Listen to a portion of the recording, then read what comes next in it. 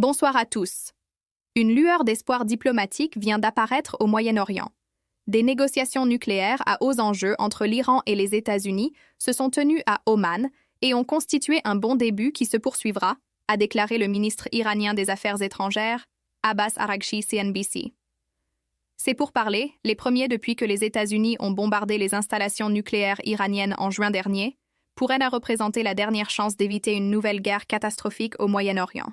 C'était un bon début pour les négociations. Et il y a une entente pour poursuivre les discussions. La coordination sur la manière de procéder sera décidée dans les capitales. Breitbart a déclaré Araghchi à la télévision d'État iranienne. Les responsables des deux parties vont rentrer chez eux pour des consultations et le mur de méfiance doit être surmonté, Breitbart, a-t-il ajouté. Ces mots prudents mais optimistes interviennent après une journée intense de négociations indirectes à Mascate, la capitale omanaise, où les tensions entre Washington et Téhéran ont dominé les discussions. Mais pour comprendre l'importance cruciale de ces pourparlers, il faut d'abord saisir le contexte explosif dans lequel ils se déroulent. Le président américain Donald Trump a considérablement renforcé la présence militaire américaine dans la région. Le porte-avions USS Abraham Lincoln et d'autres navires de guerre sont maintenant positionnés près des eaux iraniennes, accompagnés de chasseurs supplémentaires. Cette démonstration de force constitue un message clair. Washington dispose désormais de la puissance militaire nécessaire pour lancer une attaque si elle le souhaite. La direction cléricale de Téhéran reste profondément inquiète que Trump puisse encore exécuter ses menaces de frapper l'Iran après ce renforcement militaire de la marine américaine près de l'Iran CNBC. Les tensions ont encore grimpé cette semaine. Des forces américaines ont abattu un drone iranien qui s'approchait du porte-avions Lincoln, tandis que l'Iran a tenté d'arrêter un navire battant pavillon américain dans le détroit d'Ormuz. Chaque incident, chaque provocation pourrait être l'étincelle qui met le feu aux poudres dans cette région déjà extrêmement volatile. La menace d'une action militaire américaine n'est pas qu'une simple rhétorique. En juin, les États-Unis ont frappé des cibles nucléaires iraniennes, rejoignant les dernières étapes d'une campagne de bombardement israélienne de 12 jours. Téhéran a depuis déclaré que ses travaux d'enrichissement d'uranium ont cessé CNBC. Cette guerre de juin a laissé des cicatrices profondes et a détruit une grande partie des installations nucléaires iraniennes, notamment les centrifugeuses qui enrichissaient l'uranium, à des niveaux proches de celui nécessaire aux armes. C'est dans ce contexte de méfiance absolue que les négociations de vendredi ont pris place. Le ministre iranien des Affaires étrangères, Abbas Araghchi, a décrit les pourparlers comme un très bon début, même si les parties ont rencontré le diplomate en chef omanais à différents moments dans un palais à la périphérie de la capitale du pays. Mascate Fox News. Les discussions n'étaient même pas directes. Les deux délégations se sont rencontrées séparément avec le médiateur omanais, évitant tout contact face à face, preuve de la profondeur de l'hostilité mutuelle. Des journalistes de l'Associated Press ont observé la chorégraphie diplomatique. Les responsables iraniens sont arrivés au palais, près de l'aéroport international de Mascate, puis sont retournés à leur hôtel. Ce n'est qu'après le départ des véhicules iraniens qu'un autre convoi, comprenant un SUV arborant le drapeau américain, est entré dans l'enceinte du palais, où il était resté environ 1 heure et demie. La délégation américaine était menée par Steve Witkoff, l'envoyé spécial au Moyen-Orient, et Jared Kushner, le gendre du président Trump qui avait aidé à négocier le cessez-le-feu à Gaza. Mais il y avait un participant particulièrement notable qui envoyait un message puissant. Pour la première fois lors de pourparlers entre les deux nations, l'Amérique a amené son commandant militaire en chef au Moyen-Orient à la table Washington Times. La présence de l'amiral Brad Cooper, chef du commandement central américain en uniforme d'apparat, servait de rappel que le porte-avions et d'autres navires de guerre étaient maintenant au large des côtes iraniennes. Le ministre omanais des Affaires étrangères Badr al-Boussaidi a rencontré séparément les parties américaines et iraniennes à plusieurs reprises vendredi et a transmis des messages entre les équipes CNN. Il était utile de clarifier la pensée iranienne et américaine et d'identifier les domaines de progrès possibles, a-t-il déclaré, ajoutant que l'objectif était de se réunir à nouveau en temps voulu. Selon le ministère omanais des Affaires étrangères, les consultations se sont concentrées sur la création de conditions appropriées pour la reprise des négociations diplomatiques et techniques, CNN. Mais il est crucial de noter ce que ces pourparlers n'étaient pas. Ils n'étaient pas une étape vers un accord nucléaire ou une réduction des tensions. C'était essentiellement des discussions sur la façon de tenir de futures discussions. Un retour à la case départ des négociations sur le programme nucléaire iranien. La grande question qui divise les deux parties est simple mais fondamentale. De quoi vont-ils parler exactement?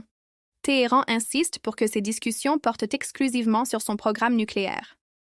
Nous ne discutons d'aucune autre question avec les Américains, Bloomberg, a déclaré Araghchi à l'agence de presse officielle iranienne IRNA. Mais Washington a une vision beaucoup plus large de ce qui doit être sur la table.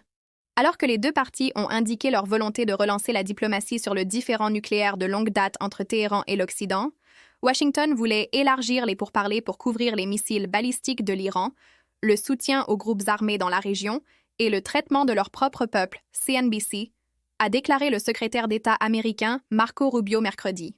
Cette divergence sur l'agenda des négociations pourrait s'avérer être un obstacle insurmontable. Les responsables iraniens ont déclaré à plusieurs reprises qu'ils ne discuteraient pas des missiles de l'Iran, qui constituent l'un des plus grands arsenaux de ce type dans la région. Pour Téhéran, ces missiles sont essentiels à sa défense contre Israël en cas de futures attaques. De même, l'Iran veut la reconnaissance de son droit à enrichir l'uranium, ce qui constitue une ligne rouge pour Washington. La question de l'enrichissement de l'uranium est au cœur du conflit. Avant la guerre de juin, l'Iran enrichissait l'uranium jusqu'à 60% de pureté, une étape technique courte pour atteindre les niveaux de qualité militaire. L'Agence internationale de l'énergie atomique des Nations unies avait déclaré que l'Iran était le seul pays au monde à enrichir à ce niveau sans posséder la bombe.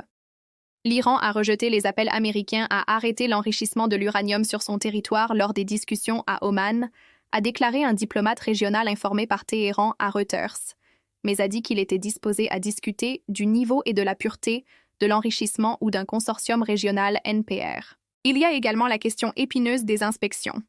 L'Iran refuse les demandes de l'Agence internationale de l'énergie atomique d'inspecter les sites bombardés lors de la guerre de juin, ce qui soulève les inquiétudes des experts en non-prolifération. L'Iran a déjà restreint les inspections de l'AIEA depuis la décision de Trump en 2018 de retirer unilatéralement l'Amérique de l'accord nucléaire iranien de 2015 avec les puissances mondiales. Les exigences américaines vont bien au-delà du nucléaire. Rubio a été clair. Je pense que pour que les pourparlers mènent réellement à quelque chose de significatif, ils devront inclure certaines choses, et cela inclut la portée de leurs missiles balistiques. Cela inclut leur parrainage d'organisations terroristes dans la région. Cela inclut le programme nucléaire et cela inclut le traitement de leur propre peuple. Cette dernière référence au traitement de leur propre peuple fait allusion à la répression sanglante des manifestations nationales qui ont secoué l'Iran ces dernières semaines. Les Nations unies et les organisations internationales de droits de l'homme ont documenté l'utilisation généralisée d'armes létales par les forces de l'État, ainsi que des attaques contre les hôpitaux et le personnel médical aidant les manifestants blessés. La répression gouvernementale de ces manifestations a tué des milliers de personnes et vu des dizaines de milliers d'autres détenus dans la République islamique. Malgré tous ces obstacles, le ministre iranien des Affaires étrangères a exprimé un optimisme prudent. Araghchi a décrit les pourparlers de vendredi comme se déroulant en plusieurs tours et a déclaré qu'ils étaient principalement axés sur la recherche d'un cadre pour de nouvelles négociations Fox News. Nous tiendrons des consultations avec nos capitales concernant les prochaines étapes et les résultats seront transmis au ministre omanais des Affaires étrangères, a-t-il déclaré. Il a également identifié le défi central qui attend les négociateurs. La méfiance qui s'est développée est un défi sérieux face aux négociations. Nous devons d'abord aborder cette question, puis entrer dans le niveau suivant des négociations, Fox News. Le ministre iranien a également posé ses propres conditions pour la poursuite des discussions. Nous avons noté que les pourparlers nucléaires et la résolution des principales questions doivent avoir lieu dans une atmosphère calme, sans tension et sans menace.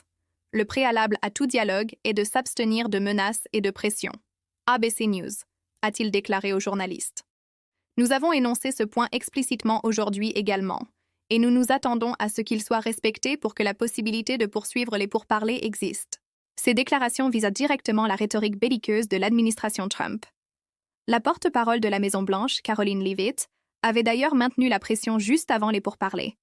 Alors que ces négociations ont lieu, je rappellerai au régime iranien que le président a de nombreuses options à sa disposition, en dehors de la diplomatie, en tant que commandant en chef de l'armée la plus puissante de l'histoire du monde.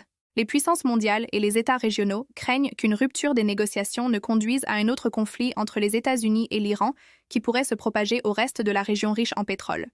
Les nations arabes du Golfe craignent particulièrement qu'une attaque américaine contre l'Iran ne déclenche une guerre régionale qui les entraînerait également. L'Iran a promis une réponse sévère à toute frappe militaire et a averti les pays arabes du Golfe voisin hébergeant des bases américaines dans la région qu'ils pourraient être dans la ligne de mire s'ils étaient impliqués dans une attaque. Dans un geste de défi, quelques heures avant les pourparlers, la télévision d'État iranienne a déclaré que L'un des missiles balistiques à longue portée les plus avancés du pays, le Khorramshahr 4, avait été déployé dans l'une des bases des gardiens de la révolution CNBC. Ce déploiement ostentatoire envoyait un message clair. Téhéran ne négociera pas sous la contrainte et conserve sa capacité de riposte. Des rapports suggèrent qu'une proposition régionale pourrait être sur la table. Al Jazeera a rapporté que des diplomates d'Égypte, de Turquie et du Qatar ont offert à l'Iran une proposition dans laquelle Téhéran arrêterait l'enrichissement pendant 3 ans, enverrait son uranium hautement enrichi hors du pays et s'engagerait à ne pas lancer l'utilisation de missiles balistiques. Mais il reste flou si l'Iran accepterait de tels termes. Les États-Unis, pour leur part, n'ont pas immédiatement commenté les pourparlers. La délégation américaine est restée silencieuse sur les détails des discussions, laissant le terrain médiatique largement aux Iraniens. Araghchi a déclaré que les diplomates retourneraient dans leur capitale, signalant que ce tour de négociation était terminé. Cependant, il y a des signes que les pourparlers pourraient reprendre bientôt.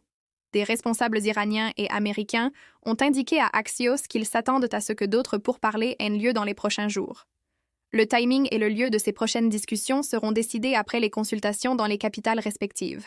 Si ce processus se poursuit, je pense que nous parviendrons à un bon cadre pour une compréhension NBC News, a déclaré Araghchi avec un optimisme mesuré. Le médiateur Badr al-Boussaïdi, ministre omanais des Affaires étrangères, a déclaré que les pourparlers avaient été très sérieux, avec des résultats à examiner attentivement à Téhéran et à Washington.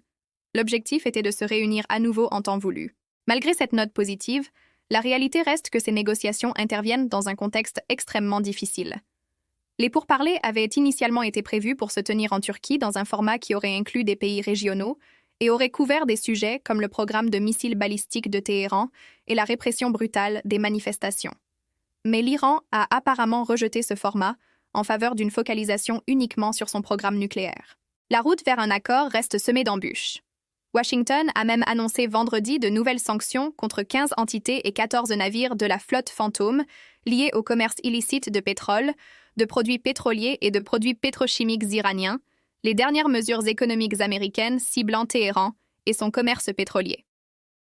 Cette annonce, faite le jour même des pourparlers, illustre la complexité de la situation. D'une main, Washington tend vers la diplomatie. De l'autre, elle maintient la pression économique.